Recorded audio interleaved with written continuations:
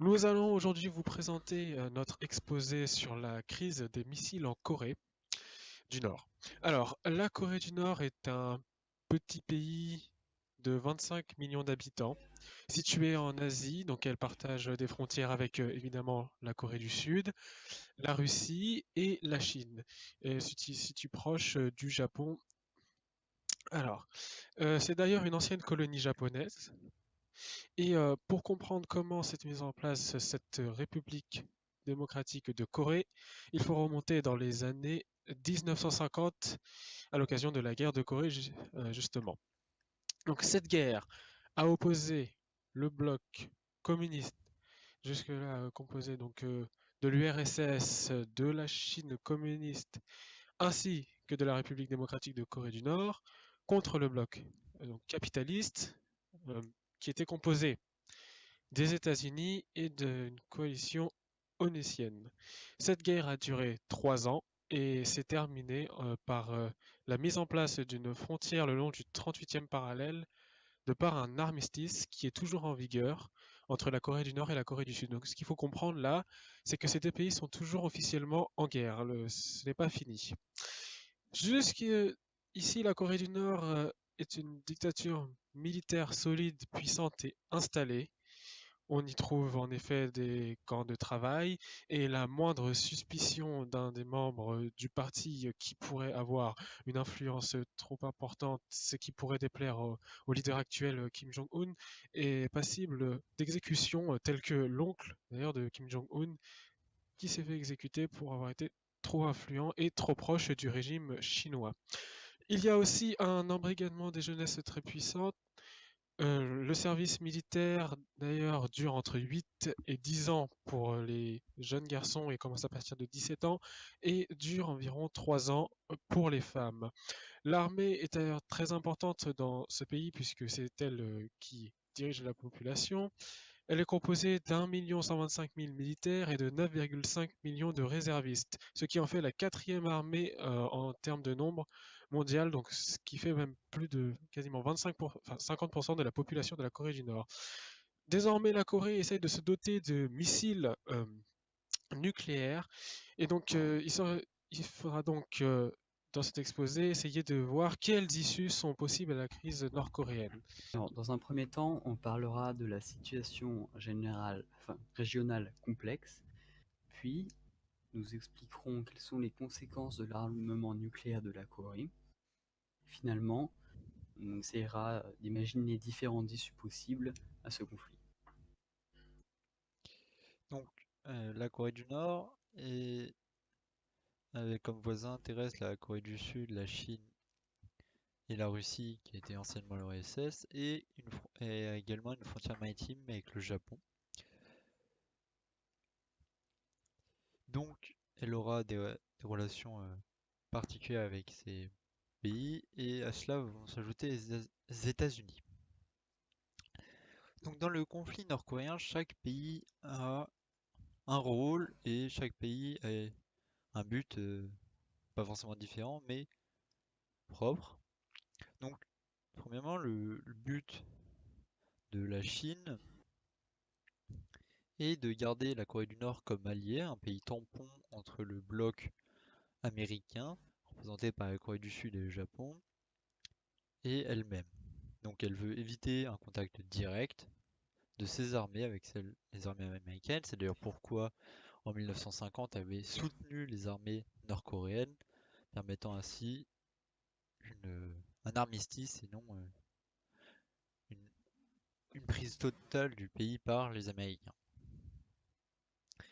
Donc la Chine veut conserver le régime nord-coréen, mais ne veut pas forcément que le régime coréen se dote de l'arme nucléaire. En effet, le régime coréen, lui, veut garder une grande indépendance vis-à-vis de la Chine et montrer que c'est un régime puissant, notamment par l'obtention de l'arme nucléaire, pour assurer donc son indépendance et se protéger en quelque sorte, notamment du voisin sud-coréen et japonais qui sont protégés par les États-Unis. Le La Corée du Sud, comme la Corée du Nord, veut se réunifier. Bien évidemment, chacun veut se réunifier à sa manière. La Corée du Sud ne veut pas d'un régime communiste que la Corée du Nord serait ravie d'imposer. Et la Corée du Sud et la Corée du Nord, pardon, ne veut pas d'un régime capitaliste que la Corée du Sud serait ravie d'imposer. Donc, il n'y a pas de réunification. Les tensions sont très vives depuis la crise. Le Japon, quant à lui, ancienne puissance colonisatrice, est parmi les ennemis du régime nord-coréen. Ils font d'ailleurs souvent l'objet de tirs de missiles qui passent au-dessus de leur territoire ou dans leurs zones économiques exclusives, comme on parlera avec Gabriel. Enfin, les États-Unis, ils cherchent avant tout à assurer leur sécurité. En effet, les missiles pourraient aujourd'hui ou à terme les atteindre directement, atteindre leur sol, et notamment l'île de Guam, qui est située en Asie-Pacifique, qui n'est pas très loin. De plus, les États-Unis assurent la sécurité de la Corée du Sud et du Japon. En effet, ces deux pays n'ont pas l'arme nucléaire, ils sont signataires du TNP, le traité de non-prolifération nucléaire, et les États-Unis assurent leur protection. On compte 17 000 soldats américains stationnés en Corée du Sud, de nombreuses bases au Japon, et le déploiement du système THAAD dont vous parlera Gabriel. Donc, la Corée du Sud et le Japon se montrent inquiets du comportement de M. Trump, de son comportement belliqueux qui pourrait faire déraper rapidement le conflit. En effet, ils sont en première ligne, contrairement aux États-Unis, qui sont beaucoup plus protégés et beaucoup plus loin. Alors pour illustrer ce contexte assez tendu, on va analyser ce tweet de Donald Trump qui date de novembre 2017, relativement récent. C'est une réponse à Kim Jong-un qui l'a insulté de vieux. À cela, Donald Trump l'insulte à son tour de petit et gros. Donc ça montre avant tout la tension et le manque de diplomatie qu'il y a entre ces deux pays. Et, donc, on remarque qu'il y a une sorte de question-réponse. Ici, Kim Jong-un insulte le président américain. Donald Trump fait de même. Le président américain a des missiles nucléaires. Kim Jong-un veut aussi s'en doter. Donc, pour éviter un dérapage, il y a des négociations qui sont organisées. Les négociations sont dites les négociations à 6, elles regroupent les 6 principaux acteurs. Donc, le Japon, la Corée du Sud et les États-Unis, et la Chine, la Corée du Nord et la Russie. Donc la Russie a perdu en importance depuis la chute de l'URSS, même si elle était en retrait sur cette question, elle avait quand même permis à la Corée du Nord de se doter du nucléaire a priori civil et non militaire. Les positions des différents partis dans ces négociations sont différentes. Les États-Unis exigent la dénucléarisation de la Corée avant le retour à la table des négociations, pour notamment lever des sanctions, et la Chine et la Russie demandent à ce que les négociations reprennent avant la dénucléarisation de la Corée du Nord, et des négociations dans le but de négocier notamment cette sortie du nucléaire. Donc, ces négociations, en parallèle, il y a des décisions qui sont prises à l'ONU, donc au Conseil de sécurité de l'ONU, car c'est de cela qu'on parle, et au Conseil de sécurité de l'ONU, donc il y a 3 de ces pays qui sont membres permanents et aussi, donc qui ont aussi l'arme nucléaire à part entière, donc la Chine, la Russie et les États-Unis. Cependant, étant donné leur droit de veto, quand la Chine s'oppose, rien n'est fait, donc les sanctions de l'ONU sont très limitées.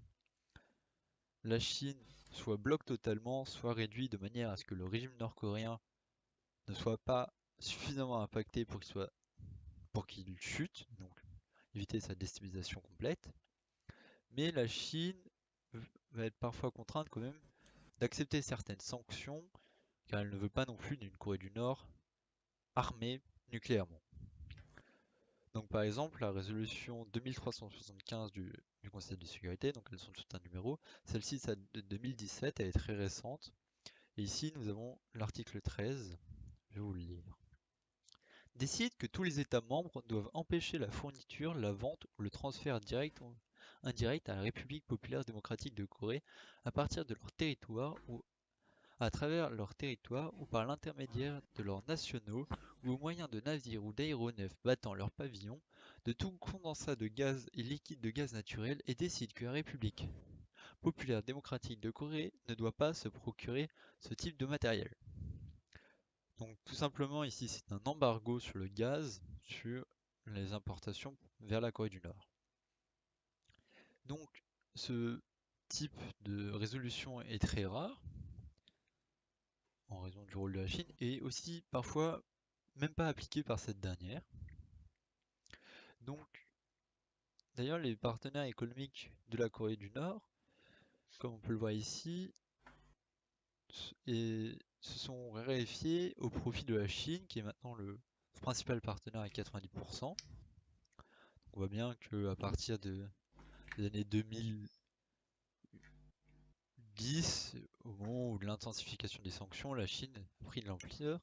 D'ailleurs, cette ampleur n'est pas seulement pour l'importation, elle est aussi pour l'exportation, comme on le voit sur ce deuxième graphique, qui montre le pourcentage du marché de la Chine dans les importations et dans les exportations de la Corée du Nord. Et dans les deux cas, c'est à plus de 90%. C'est donc vers la Chine qu'il faudra trouver une solution pour faire pression sur Pyongyang.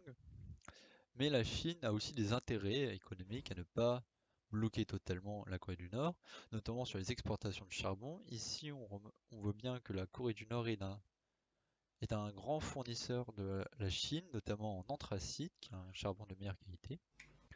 Et donc, la Chine, comme étant le seul client possible de la Corée du Nord finalement, car les autres pays ont décidé eux-mêmes de faire des sanctions sans passer par l'ONU, aura des bons moyens de négociation. Par ailleurs, finalement, les sanctions économiques, on le voit ici, n'ont pas de réel impact. En 2016, la croissance coréenne a été bonne, bien qu'en 2015 elle a été plus faible, mais en 2014, 2013, 2012, 2011 elle a été positive, montrant finalement une santé économique du pays relativement bonne. Donc pour étudier la Corée du Nord, on a très peu de données, mais on utilise notamment les données satellites et la luminosité des images satellites. Donc là on voit sur la photo que la Corée du Nord étant un pays très peu éclairé, on va avoir des plus faibles images d'intérieur que sur des pays très éclairés comme on voit la Corée du Sud. Donc on va mesurer l'écart de luminosité entre les villes et les campagnes qui va représenter à peu près la consommation électrique, ce qui peut être lié à d'autres facteurs comme l'alimentation en eau ou d'autres choses. Et on va comparer avec la puissance des sanctions. Et donc la puissance des sanctions va être corrélée à la différence de luminosité entre ville et campagne, montrant ainsi que les sanctions vont principalement affecter les classes urbaines qui sont les classes dirigeantes aussi et les classes importantes. Mais ce sont les classes visées par les sanctions et finalement elles impactent les classes rurales déjà défavorisées par le régime. Et donc le régime nord-coréen va se servir de ces sanctions et de ces missiles comme justification et comme dans sa politique intérieure. Donc, pour continuer sur la situation interne de la Corée du Nord, ce qu'on propose maintenant, c'est d'analyser une affiche de propagande. Donc, sur cette affiche, on peut lire en nord-coréen notre réponse avec un point d'exclamation. C'est un message fort. C'est une affiche de propagande classique. On reconnaît ici la couleur rouge du communisme qui est assez présente. Et donc les missiles nord-coréens ici pointent un bâtiment donc qui se trouve être un bâtiment des États-Unis, qui pourrait être la Maison Blanche ou le Capitole, donc là où siège le Congrès. Pourquoi les États-Unis? Parce que ce sont actuellement l'ennemi principal de la Corée du Nord. C'est l'ennemi, c'est le diable, c'est considéré comme le diable pour eux. Donc ces missiles sont en fait une justification du régime en fait. Ils sont créés non pas pour attaquer, mais pour se protéger contre l'ennemi. Et donc, ça crée un sentiment de guerre. Et ce sentiment de guerre entraîne une acceptation de la population des conditions souvent drastiques que lui impose le gouvernement. Par là, j'entends des rationnements donc énergétiques, comme nous l'avons vu sur la photo au niveau de l'électricité, ou bien même ce qui concerne les denrées alimentaires, puisque dernièrement, la population de la Corée du Nord a été rationnée de 400 grammes à 300 grammes de céréales par jour, ce qui fait très peu. Ces conditions donc dures sont considérées comme nécessaires pour lutter contre l'ennemi. Et donc ces missiles, toutefois, n'ont toujours pas de tête nucléaire placée dessus. Donc, ce qui veut dire qu'ils sont toujours en développement. Et donc, ce qu'il faudrait savoir, c'est pourquoi cela prend du temps, pourquoi est-ce si difficile de produire ces missiles, pourquoi ne sont-ils toujours pas fonctionnels? C'est ce que va vous expliquer Gabriel dans la deuxième partie de notre exposé. Alors, tout d'abord, on va commencer par analyser cette caricature. Donc, elle date de 2013, mais elle reste cependant assez actuelle. Donc, on remarque deux géants, la Chine et les États-Unis, et le petit Kim Jong-un qui essaye de faire entendre sa voix, donc en dérangeant les États-Unis. Et donc, pour cela, il va essayer de se doter de l'arme nucléaire, notamment d'un missile nucléaire, pour s'en servir comme force de dissuasion, mais aussi peut-être s'en servir réellement. Donc on sait que la Corée du Nord a actuellement une bombe atomique apparemment fonctionnelle, qui serait d'environ 150 kilotonnes à 100 kilotonnes, en fonction des sources. Donc ça peut sembler petit, on compare par rapport à la Tsar Bomba l'URSS par exemple, mais quand on compare par rapport à Little Boy qui a été largué sur le Japon, aux États-Unis, qui fait seulement 15 kilotonnes, on se rend compte que c'est quand même pas rien. Donc là, ça va être sur une carte, donc, potentiellement sur Los Angeles, il y aurait environ 250 000 morts et 630 000 victimes, enfin blessés. Et ça, ce n'est que pour une seule bombe nucléaire. Après, pour envoyer une bombe nucléaire, il va falloir la larguer depuis un avion. Alors les avions sont assez facilement abattables, donc ça n'a pas un grand intérêt. C'est pour ça que la Corée du Nord souhaite se développer des missiles. Donc, ça, c'est une carte de South China Morning Post qui répertorie tous les essais nucléaires, enfin les essais de missiles par la Corée du Nord en 2017. Donc, il y en a quand même un certain nombre. Donc, on remarque qu'elle a d'abord commencé par des missiles à petite portée, donc en vert, puis ensuite des missiles un peu plus grande portée. Finalement, les missiles rouges sont des missiles intercontinentaux qui pourraient atteindre en 18 minutes et 30 secondes la base militaire de Guam. Il y a quand même encore quelques ratés, mais globalement, ils sont quand même plutôt fonctionnels, leurs missiles.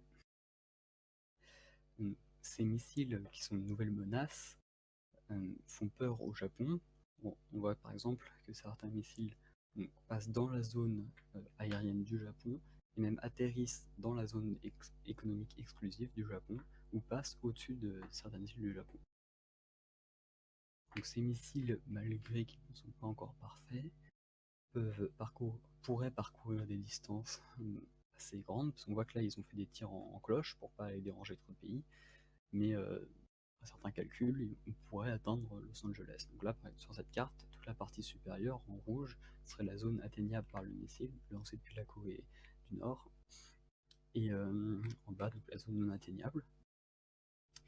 Après, il faut savoir qu'il y a encore beaucoup de défis pour avoir un missile fonctionnel qui puisse être précis à ces distances.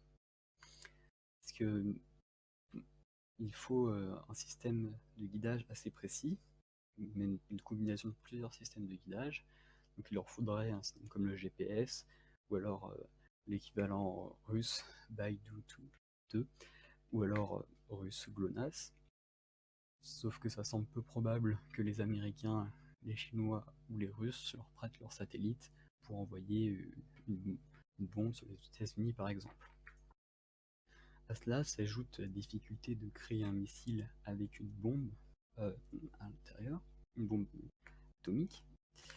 Parce que par exemple là on a une comparaison de la taille entre un V12 allemand et les bombes qui ont été larguées sur le Japon lors de la Seconde Guerre mondiale.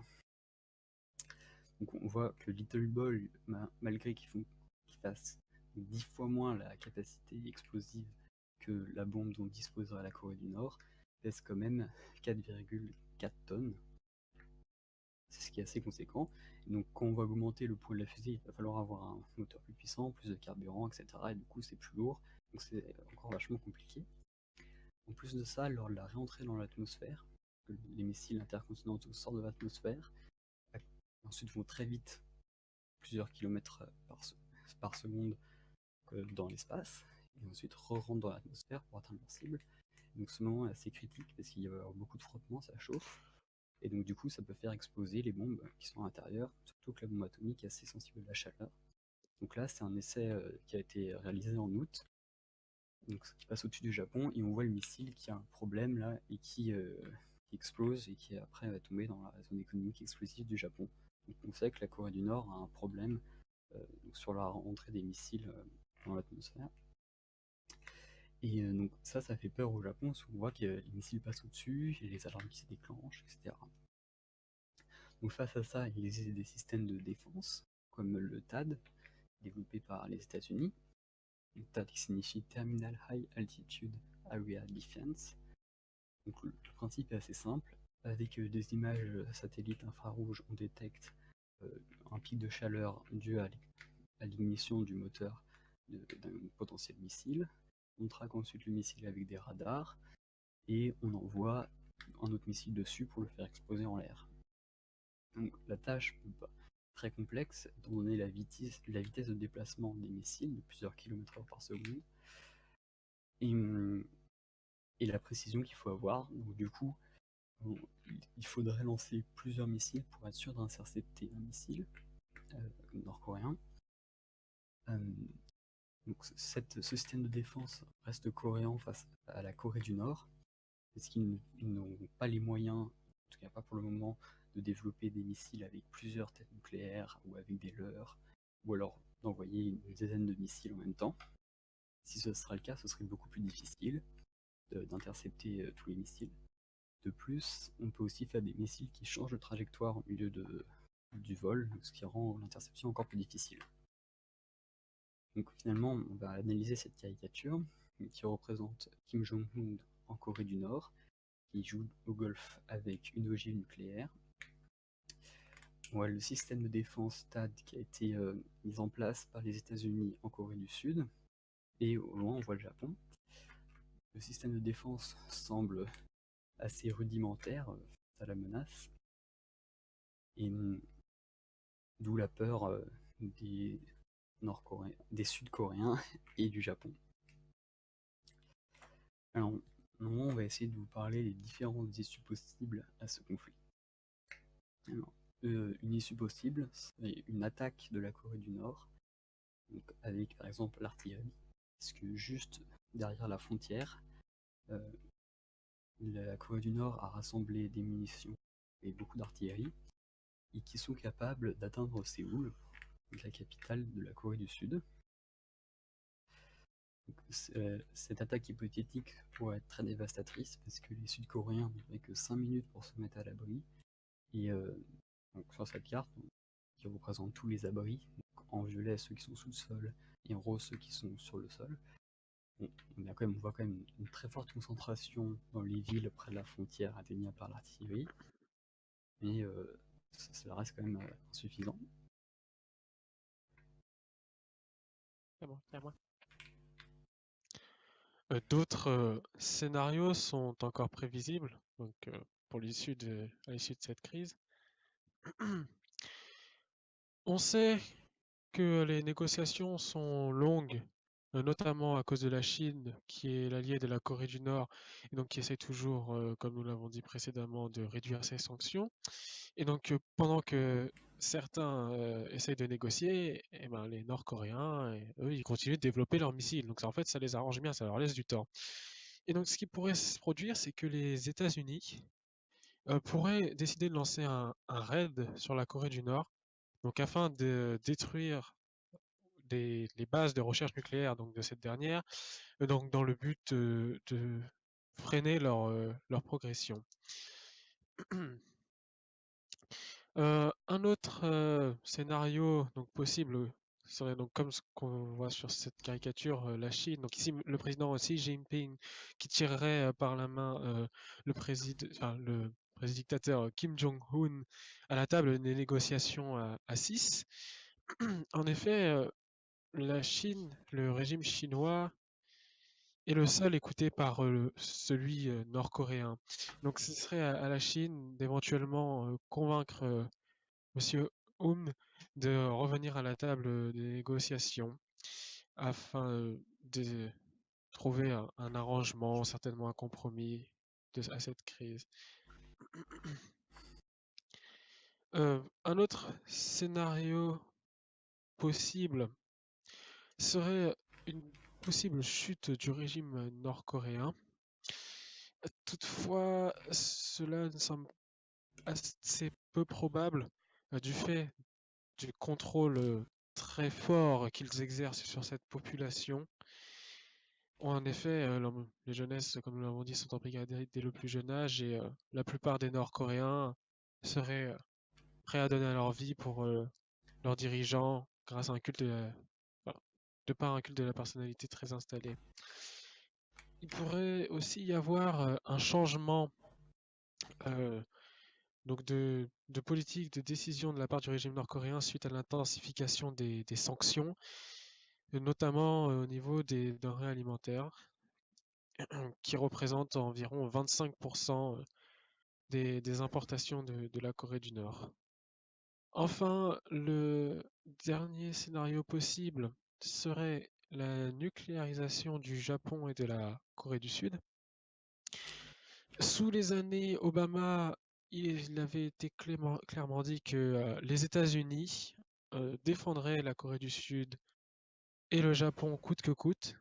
Mais depuis que le président Trump est arrivé au pouvoir, on n'en est plus trop sûr. Donc le Japon, se sentant menacé de par les missiles qui sont passés par-dessus et délaissé par les États-Unis, pourrait décider de s'armer afin d'avoir une capacité de dissuasion vis-à-vis de son voisin nord-coréen. En conclusion, nous avons vu que la Corée du Nord est un régime totalitaire, fort, fermé où règne une discipline de fer. Étant donné l'augmentation des succès sur les essais de missiles, une menace donc de potentielle attaque nucléaire est de plus en plus à prendre en compte. Nous avons contrer les missiles balistiques, comme nous l'avons vu, est quelque chose de très compliqué et de très coûteux. Enfin, la Chine étant le principal allié de la Corée, pourrait essayer de ramener la Corée du Nord à la table des négociations à 6. C'est actuellement le pays qui a le plus de chances de convaincre le dirigeant nord-coréen donc d'y retourner. Bien qu'elle ne souhaite pas la chute de ce régime, elle ne veut tout simplement pas qu'il dispose de l'arme nucléaire. Nous avons aussi vu qu'il y avait différents scénarios possibles, donc potentielles attaques armées, que ce soit de la part de la Corée du Nord ou des États-Unis, ainsi qu'une potentielle nucléarisation du Japon et de la Corée du Sud dans le but de se protéger. Cet exposé touche maintenant à sa fin. Si vous avez des questions, nous serons ravis d'y répondre.